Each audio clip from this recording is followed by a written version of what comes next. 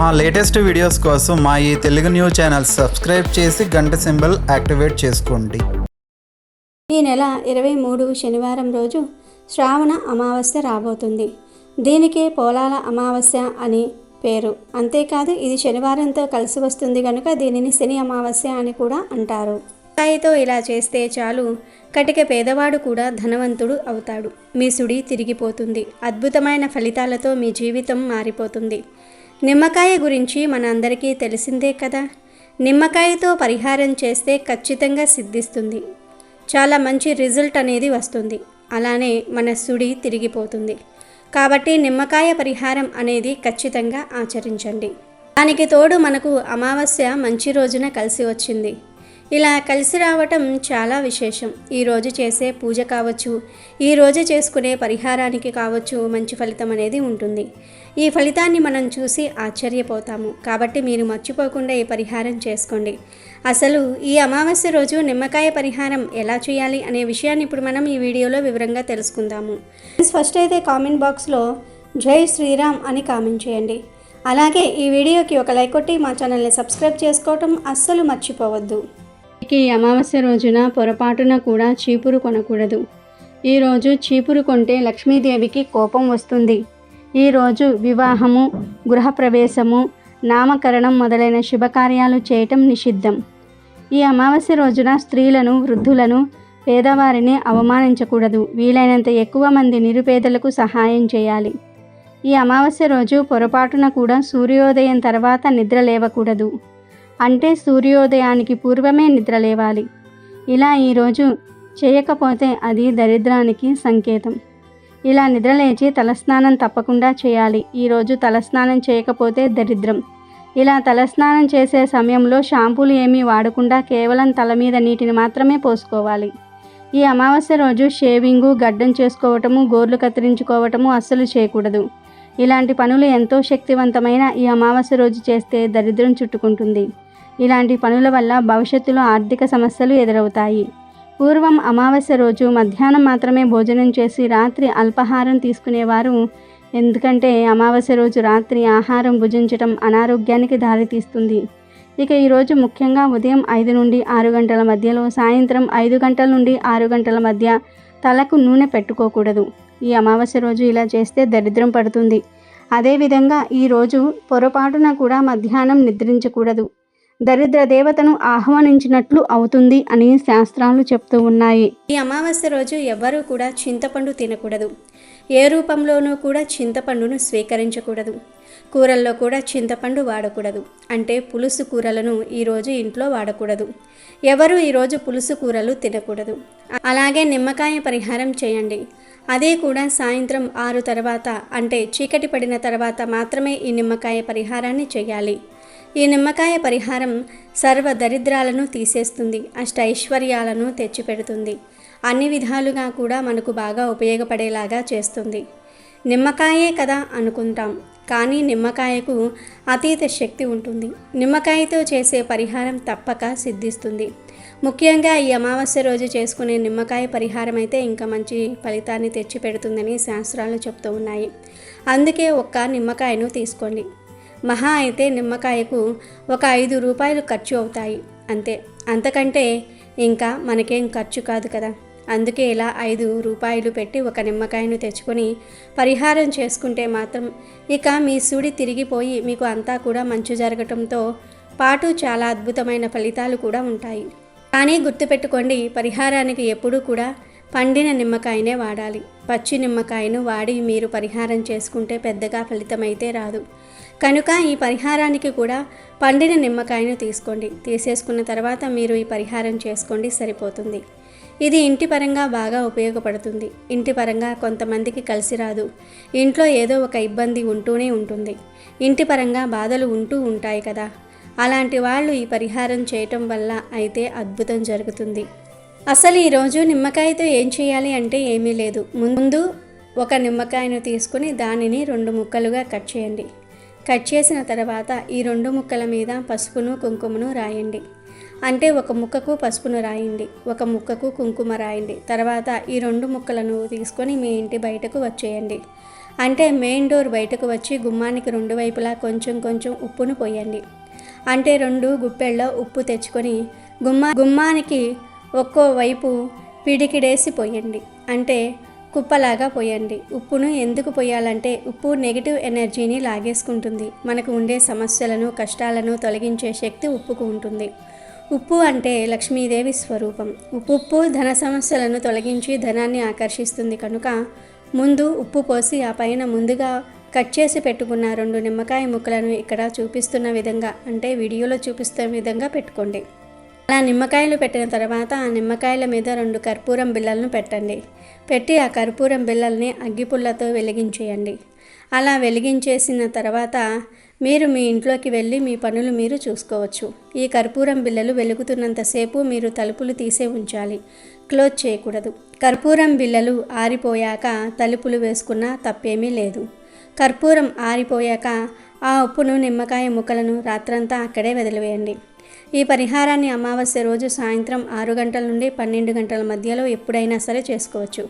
పగలు మాత్రం చేయకూడదు.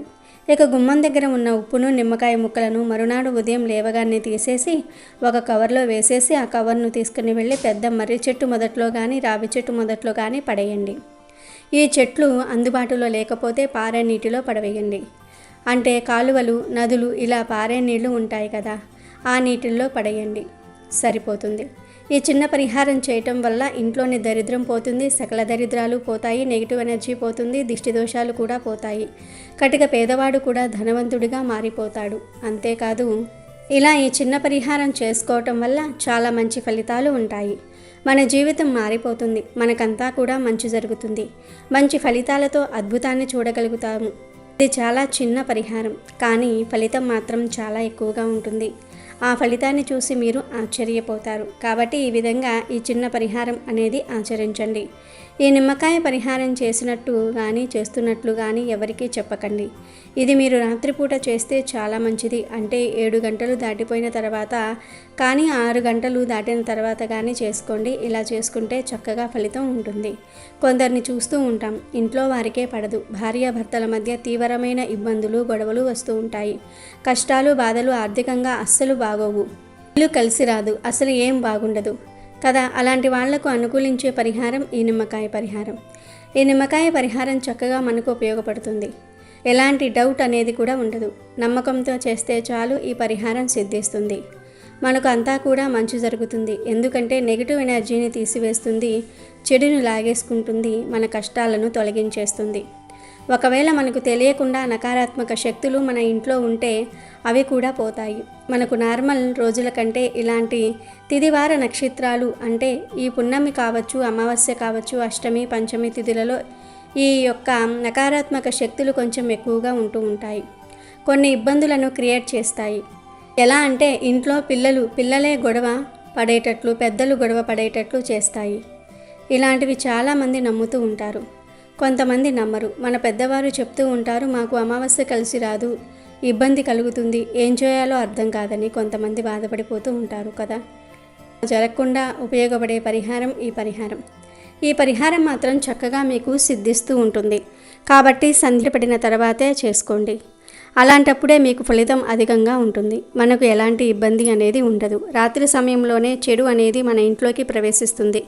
కాబట్టి ఆ చెడు నుంచి కూడా మనం విముక్తి కలిగించుకోవడానికి ఉపయోగపడే పరిహారం ఈ పరిహారం. చక్కగా మనకు సిద్ధింపబడే పరిహారం కాబట్టి నమ్మకంతో ఆచరించండి. ఆచరించేసి ఫలితం పొందండి. అలానే మీకు ఉండే ఇబ్బంది అంతా కూడా తొలగించుకొని అష్టైశ్వర్యాలను కలిగించుకోండి. ఇది చాలా చిన్న పరిహారం, కానీ ఈ అమావాస్య చాలా శక్తితో కూడుకొని వస్తుంది. ఈరోజు ఈ నిమ్మకాయ పరిహారం చేసుకోవటం వలన సంపాదన కూడా పెరుగుతుంది. లక్షల నుండి కోట్లు సంపాదించే స్టేజ్కి వెళ్తారు. అంచెలంచెలుగా సంపాదన అనేది పెరుగుతుంది. కటిక పేదవాడు కూడా ధనవంతుడు అవుతాడు. అంటే ఒకేసారి కోట్లు వచ్చి పడిపోతాయని కాదు, నిదానంగా మీ సంపాదన అనేది పెరుగుతుంది. ధన ద్వారాలు తెరుచుకుంటాయి. అంతేకాదు అమావాస్య రోజు ఒకవేళ మీరు దూర ప్రయాణం చేయాల్సిన అవసరం వస్తే మీ దగ్గర ఒక నిమ్మకాయను ఉంచుకోండి. అలా ఉంచుకోవటం వలన ప్రమాదాలు జరగకుండా ఉంటాయి. ఒంట్లో నలత తగ్గుతుంది. ప్రయాణాలు చేసేటప్పుడు ఇబ్బంది పడకూడదు. ఎలాంటి దుర్ఘటనలు జరగకూడదు. మాకు మంచి జరగాలనుకునేవారు ఒక నిమ్మకాయను మీతో పాటు పెట్టుకుని ప్రయాణానికి వెళ్ళండి. మీరు వెళ్ళాల్సిన చోటికి వెళ్ళిన తర్వాత ఆ నిమ్మకాయను తీసి దారి పక్కన పడేయండి. ఆ నిమ్మకాయను పెట్టుకొని వెళ్ళటం వల్ల ఏమవుతుంది అంటే ఏదైనా చెడు ఉంటే ఆ నిమ్మకాయ తీసేసుకుంటుంది, మనకు మంచి ఫలితాన్ని ఇస్తుంది, మనకు ఎలాంటి ఇబ్బంది అనేది కలగకుండా చూసుకుంటుంది. నిమ్మకాయకు అన్ని పవర్స్ ఉన్నాయి. నిమ్మకాయే కదా అనుకుంటాం, కానీ నిమ్మకాయ చాలా పవిత్రతను కలిగి ఉంటుంది. నిమ్మకాయ దిష్టి దోషాలను తీయడానికి, మనకు ఉండే ఇబ్బందులన్నిటినీ కూడా పోగొట్టుకోవడానికి, మనకంతా కూడా మంచి జరిగేలాగా చేయడానికి బాగా ఉపయోగపడుతుంది. కాబట్టి మీరేంటంటే ఇలా ఈ చిన్న చిన్న పరిహారాలు నిమ్మకాయలతో ఇలా చేసుకొని ఫలితం పొందండి. అలాగే అమావాస్య రోజున తప్పనిసరిగా అందరూ ఒక నిమ్మకాయతో ఇప్పుడు మనం చెప్పుకున్న చిన్న పరిహారం చేయండి. అలా చేసుకోవటం వలన మీకు ఎంతో మేలు జరుగుతుంది. కష్టాలు, బాధలు, సమస్యలు అన్నీ పోతాయి. ధన సమస్యలు పోతాయి. ధన లాభం కలుగుతుంది. అలా మంచిది కనుక అందరూ కూడా ఈ నిమ్మకాయ పరిహారం చేసి శుభ ఫలితాలను పొంది ఆనందంగా జీవించండి. ఈ అమావాస్య రోజు చేసే జపము, దానము, లక్ష్మీదేవి ఆరాధన వలన అధిక రెట్ల ఫలితం వస్తుంది. ఇలాంటి అతీంద్రియ శక్తులు కలిగిన రోజు కోసం యోగ సాధకులు, సిద్ధులు, యోగులు ఎదురు చూస్తూ ఉంటారు. ఈరోజు మంత్రజపం చేస్తే అత్యద్భుత ఫలితాలు వస్తాయి. ఈ అమావాస్య రోజున ఎవరైతే ఈ మంత్రాన్ని 11 సార్లు పఠిస్తారో వారికి లక్ష్మీదేవి అనుగ్రహం వలన అష్టైశ్వర్యాలు సిద్ధిస్తాయి. ఓం హ్రీం శ్రీం క్లీం శ్రీం కుబేరాయ అష్టలక్ష్మి మమ గృహే ధనం పురాయ నమః. ఈ మంత్రాన్ని ఈరోజు 11 సార్లు జపిస్తే లక్ష్మీదేవి అనుగ్రహం కలుగుతుంది, సకల సంపదలు సిద్ధిస్తాయి. ఉభయ గోదావరి జిల్లాల వాసులు శ్రావణ అమావాస్యను పోలాల అమావాస్య అని పిలుస్తారు. ఈ అమావాస్యకు గోదావరి నది పొర్లి వస్తుందని నానుడి. పోలాల అమావాస్యనే పోలామా అని కూడా అంటారు. పోలా అంటే కడుపు నిండా మేత మేసి నీరు తాగి పనిపాటు లేకుండా ఉన్న ఎద్దు అని అర్థం. ఆమ అంటే అమావాస్య అని అర్థం. పోలామ అంటే ఎద్దులను బాగా మేపే అమావాస్య అని అర్థం. అంధకాసురుడు అనే రాక్షసుడు బ్రహ్మను గురించి తపస్సు చేసి అనేక వరాలు పొందుతాడు. గర్వంతో అతడు ఒకసారి పార్వతీదేవినే కామించాడు. శివుడు భూలోకానికి వెళ్ళిన వేళను కనిపెట్టి అంధకాసురుడు పార్వతి దగ్గరకు వెళ్ళి తన దుష్ట చింతనను వ్యక్తం చేశాడు. అది చూసి వాకిట కాపలా కాసే నంది ఆ అసురునితో యుద్ధానికి తలపడ్డాడు. ఇంతలో శివుడు వచ్చి అంధకాసురుని హతమార్చాడు. ఈ సందర్భంలో నంది తనకు చేసిన సాయానికి మెచ్చి శివుడు తనను ఏదైనా వరం కోరుకోమన్నాడు. అప్పుడు నంది ఇలా కోరుకున్నాడు. మీ మహర్నిషి అయిన శిలాధుని పొలంలో ఆది వృషభ రూపాన అతనికి నేను దొరికిన రోజు శ్రావణమాసం అమావాస్య తిథి. ఆనాడు వృషభ పూజ చేసే భక్తుల కోరికలు నెరవేర్చినట్లుగా అనుగ్రహించండి అన్నాడు. శివుడు తదాస్తు అన్నాడు. అప్పటి నుంచి శ్రావణ అమావాస్య నాడు గో వృషభ పూజ వాడుకయింది. ఈ పూజ తెలుగు రాష్ట్రాలలో అక్కడక్కడ మాత్రమే చూస్తాం. వ్యవసాయం చేసేవారు ఈరోజు ఎద్దులకు పూజ చేస్తారు. వ్యవసాయం లేనివారు ఎద్దు బొమ్మలు మట్టితో చేసి వాటికి పూజ చేస్తారు. నరదృష్టితో బాధపడేవారు శనివారం అమావాస్య కలిసి వచ్చిన రోజున ఒక నెల్ల దారాన్ని 3 పోగులుగా తీసుకోవాలి. తర్వాత ఆ దారానికి 3 చోట్ల 3 ముడులను వెయ్యాలి. ప్రతి ముడి వేసేటప్పుడు ఒక మంత్రాన్ని చదువుతూ వెయ్యాలి. ఆ మంత్రం ఏమిటంటే ఓం లం లం లం ఓం లం లం లం దిష్టి నివారయామి అనే మంత్రాన్ని చదువుతూ 3 ముళ్ళను వేయాలి. తరువాత ఆ దారాన్ని శనివారం అంటే శని అమావాస్య రోజు మీ ఎడమ కాలుకి కట్టుకోవాలి. ఇలా చేయటం వలన మీకు ఉన్న దిష్టి సమస్యలన్నీ కూడా తొలగిపోతాయి. మళ్ళీ వచ్చే అమావాస్య రోజున ఆ నల్లదారాన్ని తీసేసి కొత్తగా నల్లదారాన్ని ఇప్పుడు మనం చెప్పుకున్న మంత్రాన్ని చదువుకుంటూ ముడివేసి ఆ దారాన్ని కట్టుకోవాలి. పాత నల్లదారాన్ని ఒక జిల్లేడు ఆకుల్లో కర్పూరాన్ని ఉంచి వెలిగించుకోవాలి. అలా వెలిగించిన దానిలో నల్లదారాన్ని వేసి కాల్చేయాలి. వచ్చిన బూడిదను జిల్లేడు ఆకును ఒక కవర్లో వేసి 4 రోడ్లు కలిసే చోట పారవేయాలి. ఇలా చేయటం వలన మీకు ఉన్న భయంకరమైన దిష్టి దోషం నుండి సులభంగా బయటపడతారు. అలాగే ఇంటికి ఉన్న దిష్టి పోవాలంటే కేజింపావు పటికను తీసుకోవాలి. అమావాస్య రోజు ఈ స్ఫటిక మీద కొంచెం పసుపు కుంకుమను వేసి ఆ స్ఫటికను ఎర్రటి వస్త్రంలో కట్టాలి. ఈ మూటను మీ ఇంటి సింహద్వారం ముందు వేలాడదీయాలి. ఇలా చేయటం వలన ఇంటికి ఉన్న దృష్టి దోషం తొలగిపోవడమే కాకుండా ఇంట్లో ఉన్న నెగిటివ్ ఎనర్జీ బయటకు వెళ్ళిపోతుంది. ఇప్పుడు శనివారం అమావాస్య, శని అమావాస్యతో కలిసి వస్తుంది కాబట్టి ఈ రోజున నల్ల దారానికి సంబంధించిన ఈ పరిహారాలను చేసేటప్పుడు కాటన్ నల్ల దారాన్ని కాకుండా ఊల్ నల్ల దారాన్ని కట్టుకోవటం వలన మీకు మంచి ఫలితాలు కలుగుతాయి. ఇలా మీరు శని అమావాస్య రోజు, ముఖ్యంగా శనివారం అమావాస్య కలిసినటువంటి రోజున ఈ పరిహారాన్ని చేయటం వలన మీకు ఉన్న సమస్యల నుండి బయటపడటమే కాకుండా కుటుంబంతో ఆనందంగా జీవిస్తారు. మరి విన్నారు కదా, మీరు కూడా నరదృష్టితో బాధపడుతూ ఉన్నట్లయితే ఇప్పుడు చెప్పుకున్న విధంగా మీరు కూడా చేయటం వలన, ముఖ్యంగా శనివారం రోజు చేయటం వలన శనిదేవుడి అనుగ్రహంతో మీరు ఆనందంగా ఉంటారు. శ్రావణ అమావాస్య అనేది శ్రావణ మాసంలోని చివరి రోజు. ఇక మరుసటి రోజు నుండి భాద్రపద మాసం ప్రారంభమవుతుంది. ఈ భాద్రపద మాసంలోనే వినాయక చవితి పండుగ వస్తుంది. శ్రావణ బహుళ అమావాస్యను పోలాల అమావాస్య అంటారు. పోలాల అమావాస్యకు హిందూ సాంప్రదాయంలో ఎంతో విశిష్టత ఉంది. స్త్రీలు తమ సౌభాగ్యం కోసం, తమ పిల్లల యోగక్షేమాల కోసం, తమ కుటుంబం కోసం వ్రతాలు ఆచరించడం మనకు అనాది నుంచి వస్తున్న ఆచారం. ఈ అమావాస్య రోజు పోలాంబ వ్రతాన్ని చేస్తారు. ఈ పోలాల అమావాస్య వ్రతం ప్రత్యేకంగా సంతాన సంరక్షణ కోసం నిర్దేశింపబడినది. పెళ్ళయి చాలా కాలమైన సంతానం కలుగని స్త్రీలు, సంతానవంతురాలైన స్త్రీలు ఈ వ్రతాన్ని తప్పకుండా ఆచరించాలి. ఈ వ్రతాన్ని శ్రావణ అమావాస్య నాడు చేసుకోవాలి. పోలాంబ వ్రతంలో పూజలు అందుకునే పోలేరమ్మ సంతానం లేని వారికి సంతానం ఇచ్చే దేవతగా ప్రసిద్ధి చెందింది. పోలాంబ వ్రత పూజలో పోలాంబ విగ్రహాన్ని కానీ ఫోటోను కానీ పెట్టరు. పోలాంబ స్థానంలో పిలకలతో నిండి ఉన్న కంద గొడుగును ఉంచుతారు. దీనిని పోలకమ్మ అంటారు. పోలకమ్మకు పసుపు కుంకుమలు పెడతారు. పోలాల అమావాస్య పూజ ఎలా చేయాలంటే, ముందు స్త్రీలు ఉదయమే నిద్రలేచి శుచిగా స్నానం చేసుకొని ఇంటిని శుభ్రపరచుకొని పూజ చేసే చోట శుభ్రంగా అలికి వరిపిండితో ముగ్గు వేసి ఒక కంద మొక్కను ఉంచి దానికి పసుపు కొమ్ము కట్టిన 4 తోరాలను అక్కడ ఉంచి ముందుగా వినాయకుడికి పూజను చేయాలి. కంద మొక్క దొరకని పక్షంలో కంద పిలక పెట్టి పూజ చేసుకొనవచ్చును. తర్వాత మంగళగౌరీ దేవిని కానీ సంతాన లక్ష్మిని కానీ ఆ కంద మొక్కలోనికి ఆవాహన చేసి షోడశోపచార పూజను చేయవలెను. 9 పూర్ణం బూర్లు మరియు 9 గారెలు, 9 రకముల కూరగాయలతో చేసిన ముక్కల పులుసు అమ్మవారికి నైవేద్యంగా సమర్పించాలి. తదుపరి కథను చదువుకొని కథా అక్షింతలను శిరస్సున ధరించాలి. అనంతరం బాగా సంతానవతి అయిన పెద్ద ముత్తైదువును, అంటే మంచి సంతానవతి అయిన పెద్ద ముత్తైదువును పూజించి నైవేద్యం పెట్టని 9 పూర్ణం బూర్లు ఒక తోరాన్ని ఆమెకు వాయనంగా సమర్పించాలి.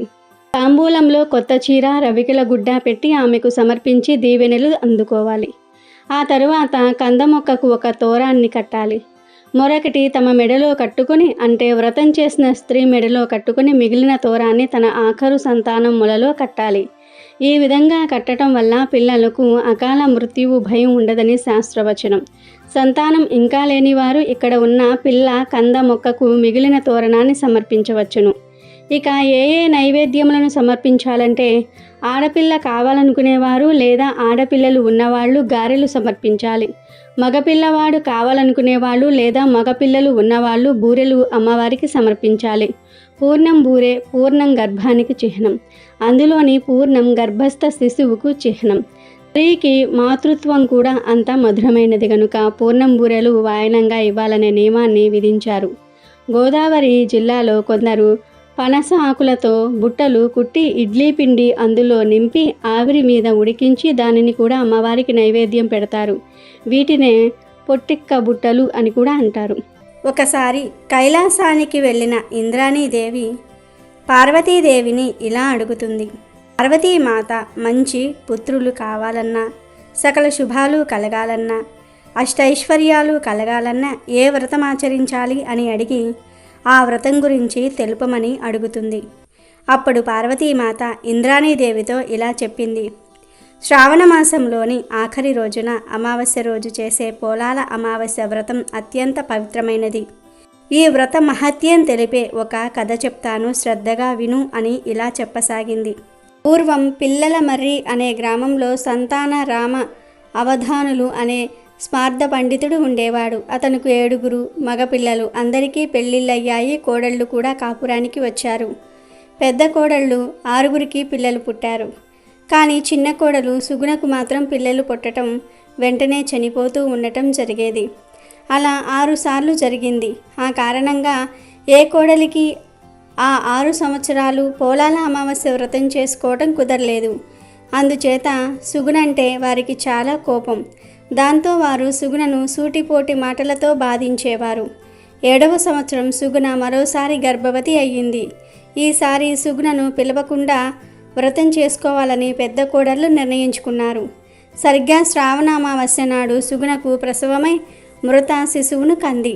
ఈ సంగతి తోడికోళ్లకు తెలిపితే తనను వ్రతానికి పిలవరని తలచి చనిపోయిన బిడ్డను తన గదిలో దాచి ఎవరికీ అనుమానం రాకుండా తన కడుపు దగ్గర చిన్న గుడ్డల మూట ఉంచి ఆ తోడికోడళ్లతో కలిసి పోలాల అమావాస్య వ్రతాన్ని ఆచరించింది. ఆ తర్వాత తన ఇంటికి వచ్చి మరణించిన తన పుత్రుణ్ణి ఎత్తుకుని కన్నీటితో శ్మశానానికి వచ్చి గతంలో తన పుత్రుల సమాధుల దగ్గర కూర్చుని కన్నీరు మున్నీరుగా విలపించసాగింది.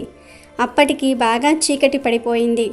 ఆ సమయంలో గ్రామ సంచారానికి బయలుదేరిన పోలేలమ్మ దేవి సుగుణ దగ్గరకు వచ్చి ఎందుకు రోదిస్తున్నావు తల్లి అని అడిగింది. అప్పుడు సుగుణ తన కన్నీటి కథను వివరించి చెప్పింది. పోలాలమ్మ దేవి జాలిపడి, సుగుణ బాధపడకు, నీ పుత్రుల సమాధుల దగ్గరకు వెళ్ళి ఏ పేర్లైతే నీ పిల్లలకు పెట్టాలని అనుకున్నావో ఆ పేర్లతో వారిని పిలువు అని చెప్పి మాయమైపోయింది. సుగుణ వెంటనే ఆ సమాధుల దగ్గరకు వెళ్ళి తన పుత్రులను పేరు పేరునా పిలిచింది. వెంటనే ఆ సమాధుల నుంచి ఆమె పిల్లలు సజీవంగా లేచి వచ్చి తమ తల్లిని కౌగిలించుకున్నారు. సుగుణ ఆనందంగా వారిని దగ్గరకు తీసుకుని వారిని వెంటబెట్టుకుని ఇంటికి వచ్చి జరిగిందంతా కూడా తన తోడికోడలకు చెప్పింది. అందరూ సంతోషించారు. ఆనాటి నుండి సుగుణ ప్రతి శ్రావణ అమావాస్య నాడు ఈ వ్రతాన్ని ఆచరిస్తూ పిల్లా పాపలతో ఆనందమయ జీవితాన్ని అనుభవించి తరించింది. కావున ఈ వ్రతాన్ని భూలోకంలో శ్రావణ అమావాస్య రోజు ఎవరైతే ఆచరిస్తారో వారు సకల శుభాలను అనుభవించి సద్గతులను పొందుతారని పార్వతీమాత ఇంద్రాణీదేవికి వివరించింది. వీడియో నచ్చితే లైక్ చేయండి, షేర్ చేయండి, బట్ సబ్స్క్రైబ్ చేసుకోవడం మర్చిపోవద్దు.